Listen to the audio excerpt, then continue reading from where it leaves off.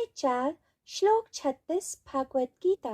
अपि चेत् असि पापेभ्यः सर्वेभ्यः पापकृत्तमः सर्वं ज्ञानप्लवेनैव वृजनं सन्तरिष्यसि। अनुवाद: यदि तू अन्य सब पापियों से भी अधिक पाप करने वाला है तो भी तू ज्ञान रूपी नौका द्वारा निसंदेह संपूर्ण पाप समुद्र से भली भांति तर जाएगा। व्याख्या: इस श्लोक में जो योगेश्वर श्री कृष्ण कह रहे थे वह समस्त मानव जाति के लिए सबसे ज्यादा महत्वपूर्ण है।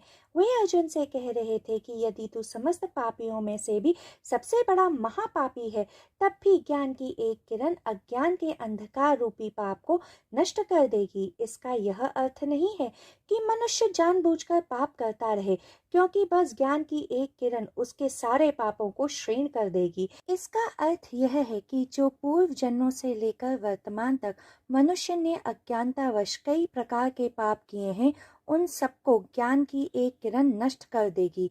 इस श्लोक में पापों की तुलना समुद्र से करी गई है तथा ज्ञान को पाप रूपी समुद्र को पार करने वाली नौका बताया गया है।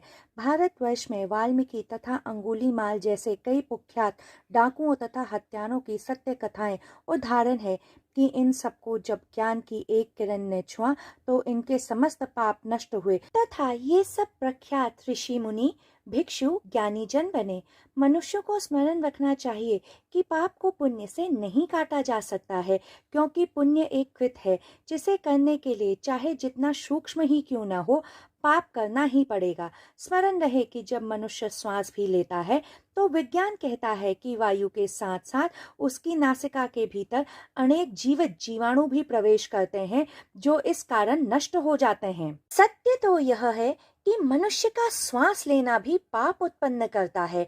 इसीलिए पाप को केवल ज्ञान काट सकता है, क्योंकि ज्ञान कोई कृत्य नहीं है जिसको करते समय पाप घटित हो। ज्ञान अनुभव है, कृत्य बाहरी है, ज्ञान भीतरी है। ज्ञान के कारण मनुष्य का मैं नष्ट हो जाता है। जब मैं ही नष्ट हो जाता है तो मनुष्य का भूतकाल मिट जाता है, वह अतीत मुक्त हो जाता है।